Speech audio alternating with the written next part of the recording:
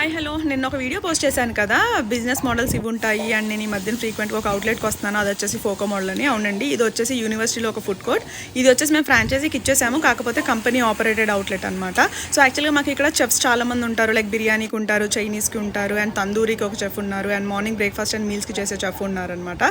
So మాకు morning ఎవరైతే breakfast చేసే చెఫ్ ఉన్నారో తను అనుకోకుండా నైట్ వాళ్ళ వైఫ్ చనిపోవడం జరిగింది. అందుకని తను అప్పటికప్పుడు మేము బస్ అయ్యి ఎక్కించి ఊరు పంపించాము. సో మనకి టెంపరీ ఇంకొకరిని పెట్టుకోవడానికి కూడా టైం లేదు కాబట్టి వన్ డే ఏదో ఒకలా మేనేజ్ చేద్దాము, అన్ని రకాలు కాకపోయినా అట్లీస్ట్ ఒక 3 టైప్స్ ఆఫ్ బ్రేక్ఫాస్ట్ చేసేద్దామని చెప్పి అయితే 3 o'clock లైక్ 4:30 కల్లా రీచ్ అయ్యి స్టార్ట్ చేశాను.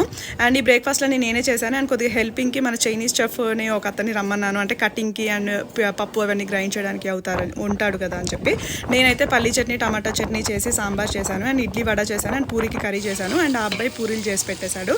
ఎందుకంటే ఇక్కడ స్టూడెంట్స్ 8:45 నుంచి స్టార్ట్ అవుతారనమాట, కాలేజ్ బస్సెస్ అన్నీ వస్తాయి.